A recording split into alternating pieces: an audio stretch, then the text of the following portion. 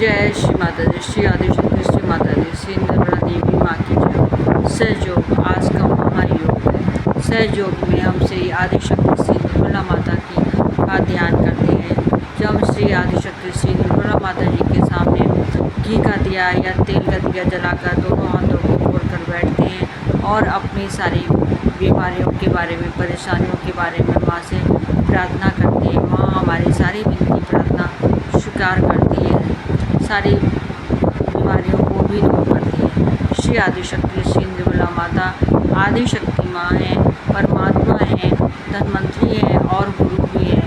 इन्होंने हमें हर तरीके से हमारी हर समस्याओं को दूर करने की क्रियाएँ बताई हैं और हमें अच्छी शिक्षा दी है। अच्छी तरह से उन्होंने हमको बताया है कि हमें अपनी बीमारियों को, अपनी परेशानी को कैसे दूर करना चाहिए। श्री आदिशक्ति श्री निर्मला माता जी ने हमको बताया है कि हमारे शरीर के अंदर 3 नाड़ियाँ हैं, बाएं नाड़ी, दाएं नाड़ी और मध्य नाड़ी। हमारे इन्हीं नाड़ियों पर 7 चक्र हैं।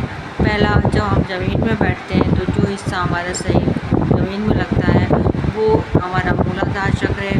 दूसरा हमारा स्वादिष्ठान चक्र, तीसरा हमारा नाभि चक्र है, चौथा हमारा हृदय चक्र, 5वां गला हमारा विशुद्धि चक्र, छठा माथा हमारा आज्ञा चक्र और 7वां हमारा तालु भाग जो है वो सहस्त्रार। इस प्रकार के से हमारे 7 चक्र हमारे तीनों नाड़ियों पर हैं। इन्हीं नाड़ियों के खराब होने से या नाड़ी चक्रों के इनके ऊपर जो चक्र हैं इनके खराब होने से हमारी सारी बीमारियां पैदा होती हैं। आज मैं आपको हृदय चक्र के बारे में बताऊंगी। हृदय चक्र हमारा बहुत ही महत्वपूर्ण चक्र है। हमारे हृदय चक्र में इसको अनाहत चक्र भी बोलते हैं। हृदय चक्र को अनाहत चक्र बोलते हैं। हृदय चक्र हमारा शुद्ध प्रेम का और आनंद की अनुभूति प्राप्त कराता है। इसके देवता प्रेम के देवता हैं। ये हमारे चक्रों को की बाधाओं को दूर करता है। हमारा बायां हृदय चक्र जो है वो हमारा आत्मा का चक्र है। इस चक्र के खराब होने से हमको निमोनिया और टीबी भी हो जाती है। जब भी हमारा चक्र खराब होता है तो हमको अपना बायां हृदय चक्र शुद्ध करना चाहिए। बाएं हृदय चक्र को शुद्ध करने का तरीका ये है कि हमको सीधा बायां हाथ हम माँ के सामने करेंगे और सीधा हाथ हम अपने बाएं हृदय चक्र पर रखेंगे। माँ से प्रार्थना करेंगे कि माँ मेरे बाएं हृदय चक्र को शुद्ध कर दीजिए। हे श्री माता जी, मेरे बाएं हृदय चक्र को शुद्ध कर दीजिए। माँ मेरे बाएं हृदय चक्र को शुद्ध कर दीजिए। इस प्रकार से हम माँ से प्रार्थना करेंगे और माँ के सामने बैठेंगे। उनसे कहेंगे कि माँ मुझे हर परेशानी को दूर कर दीजिए। श्री माता जी हमारी सारी परेशानियों को दूर करती हैं। माँ हमारी हर परेशानी को दूर करती हैं। हमारा दायां हृदय चक्र जो है ये हमारा जिम्मेदारी का चक्र है। इस चक्र हमारे शरीर के फेफड़े के कार्य को करता है। इस चक्र के खराब होने से हमको अस्थमा हो जाता है। हमें जब इस प्रकार की कोई परेशानी हो तो हमें अपना दायां हृदय चक्र शुद्ध करना चाहिए। सीधा हाथ आदिशक्ति श्री निर्मला माता जी के सामने, बायां हाथ हम अपने दाएं हृदय चक्र पर रखेंगे और माँ से प्रार्थना करेंगे कि माँ मेरे दाएं हृदय चक्र को शुद्ध कर दीजिए। आपको प्रार्थना जब तक करनी है जब तक आपका ये अस्थमा वाली बीमारी या कोई भी बीमारी आपको है वो जब तक सही नहीं हो जाती, जब तक हमको माँ के सामने रोज़ सुबह और शाम बैठकर प्रार्थना करनी है। उनसे अपनी बीमारी के बारे में बताना है और सुबह शाम माँ से बैठकर दिया जलाकर माँ के सामने बैठेंगे और अपनी परेशानियों को माँ से बताएंगे। मध्य हृदय चक्र ये ममता एवं करुणा का चक्र है। करुणा का चक्र है। इस चक्र के खराब होने से हमारा इस चक्र के खराब होने से हमारा जो है एलर्जी वाला जुकाम हो जाता है। जब हमको एलर्जी का जुकाम हो तो हमको अपना मध्य हृदय चक्र शुद्ध करना चाहिए। दोनों हाथ माँ के सामने फैलाकर माँ से प्रार्थना करनी चाहिए कि माँ मेरे मध्य हृदय चक्र को शुद्ध कर दीजिए। और बायां हाथ माँ के सामने करें, फिर सीधा हाथ अपने मध्य हृदय चक्र को बीच में रखें और माँ से प्रार्थना करें, माँ मेरे मध्य हृदय चक्र को शुद्ध कर दीजिए। और इसके लिए माँ ने धन्वंतरि के रूप में माँ ने बताया है कि जब हमको एलर्जी वाला जुकाम हो, तो हमको बुखार आए, खांसी आए, कुछ भी हो, तो हमको कपूर, अजवाइन को, लौंग और इलायची का धुआं ले लेना चाहिए। हमें एक कटोरे में जो है कपूर, अजवाइन, लौंग, इलायची और वो जो है कपूर डाल के उसको जला लेना चाहिए। जो उसके बाद में जो उसका धुआं होगा उसको हमें सूंघना चाहिए। उससे क्या होता है, हमारे फेफड़े होते हैं और हमारी खांसी और जुकाम हमारा सही हो जाता है, हमारी एलर्जी सही हो जाती है। इस प्रकार से हमको माँ से प्रार्थना करनी चाहिए। माँ हमारी हर प्रार्थना को स्वीकार करती हैं और सारी समस्याओं को दूर करती हैं। आज मैं आपको एक चीज़ और बताऊंगी कि ओम शब्द में कितनी शक्ति है। ओम शब्द का जब हम उच्चारण करते हैं तो उससे हमारी कई परेशानियां, बहुत बीमारियां दूर हो जाती हैं। ओम शब्द, अगर आप खाली ही माँ के सामने बैठकर दिया जलाकर दोनों हाथों को खोलकर बैठते हैं और ध्यान लगाते हैं, माँ की जय आपकी पिंडी की तरफ देखें या उनके चरणों की तरफ देखें और ओम का उच्चारण करें। ओम का उच्चारण करने से क्या होता है, हमारी थायराइड वाली समस्या दूर होती है। सबसे पहले जो थायराइड होता है, चाहे आपका मोटा वाला हो चाहे पतला वाला हो, तो केवल ओम के उससे आपका जो है थायराइड बीमारी दूर होगी। लेकिन ओम शब्द हमको केवल ओम बोलने से नहीं करना है। केवल हमको, आप चक्रों के बारे में सब समझ ही गए हैं, जो लोग नए हैं वो भी इस चक्रों के बारे में मैंने अभी बताया है, उन्हीं चक्रों के बारे में वो लोग देखें। हमें नीचे मूलाधार चक्र से ओम ऐसे करते हुए मूलाधार से चक्र, सभी चक्रों पे ध्यान करते हुए हमें सहस्त्रार तालु भाग पर लाना है।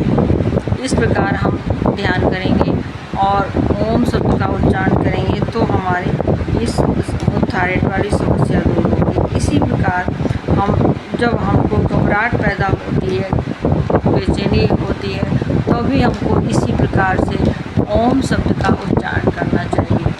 और नीचे मूलाधार चक्र पर ध्यान लाते हुए फिर स्वादिष्ठान चक्र पर ध्यान लाएं, फिर नाभि चक्र पर ध्यान लाएं, हृदय चक्र पर ध्यान लाएं, विशुद्धि चक्र पर ध्यान लाएं और आज्ञा चक्र पर ध्यान लाएं, फिर सहस्त्रार पर ध्यान लाएं। ऐसे करके मैं आपको बताती हूँ।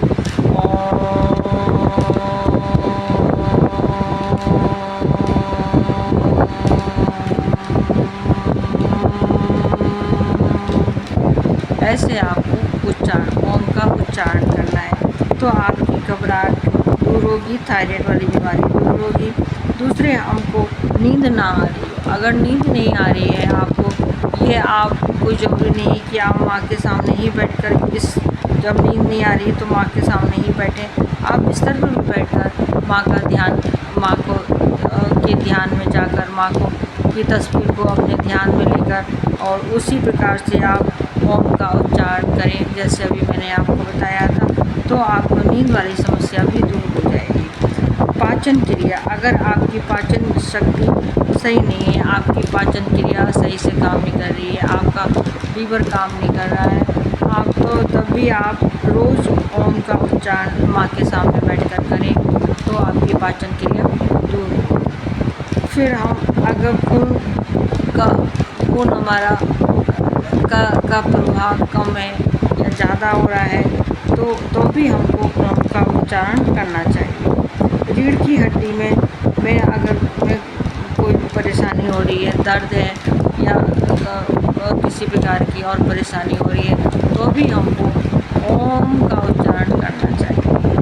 आपको तनाव हो रहा है, तनाव होता है, हमें दिमाग में टेंशन पैदा होती है, कोई परेशानी होती है, कोई बाधा है, कोई हमारा कार्य पूरा नहीं हो रहा है तो हमें टेंशन हो जाती है, तनाव हो जाता है, तो भी हमको और परेशानियों की जूझने के बजाय, चिंता करने के बजाय हमको माँ के सामने बैठकर दोनों हाथ खोलकर उसी प्रकार से मंत्र लेना चाहिए, ओम का मंत्र लेना चाहिए, तो हमारा तनाव भी दूर हो जाता है। फिर हमको थकान कभी कभी मनुष्य को हमको बहुत थकान लगती है कि मन चाहता है कि मतलब हम लेटे रहें, कोई काम ना करें, और किसी काम में मन नहीं लगता है, थकाई सी लगती है, तो भी हमको जो है माँ के सामने बैठकर कोई काम मत करिए। आज जब आपको थकाई लगे, आप केवल माँ के सामने बैठें, घी का या तेल का दिया जलाएं और माँ को नमस्कार करें और ओम शब्द का उच्चारण करें। इस प्रकार अगर आप ओम का उच्चारण करेंगे तो आपका इस थकाई भी दूर हो जाएगी। आपका अगर आप चाहते हैं, वैसे तो एक ही बार उच्चारण करने से काम चल जाता है। अगर आपको लगता है कि मुझे कोई फ़ायदा नहीं हो रहा है, तो आप उसको 1 से 5 बार तक भी ओम का उच्चारण कर सकते हैं। कोई परेशानी है, अगर आपको नहीं जल्दी सही महसूस हो रहा है या आपको संतुष्टि नहीं हो रही है, तो आप 1 से 5 बार भी ओम का उच्चारण। एक बार मैं आपको दोबारा फिर बताऊंगी कि ओम का उच्चारण कैसे करना है। मूलाधार से हमको सहस्त्रार तक ध्यान लाना है।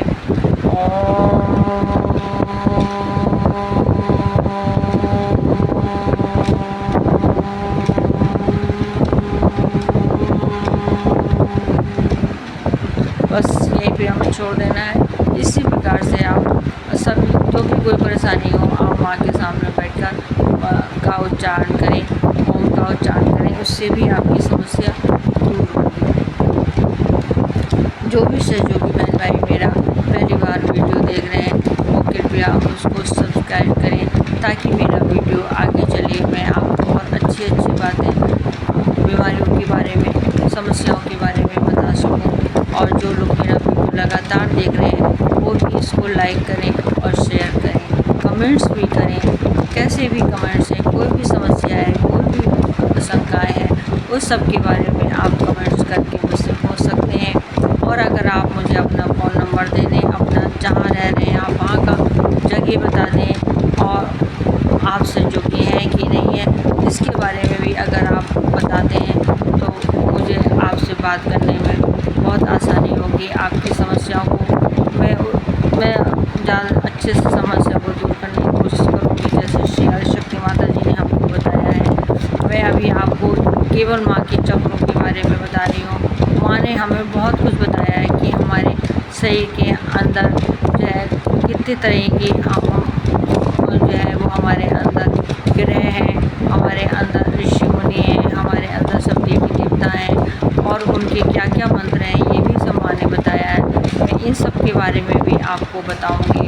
आप कृपया मेरे वीडियो को लाइक करें, सब्सक्राइब करें और शेयर भी करें, कमेंट्स भी करें, ताकि मेरा वीडियो अच्छे से चले, ज़्यादा से ज़्यादा चले, मैं आपको अच्छे से बता सकूँ।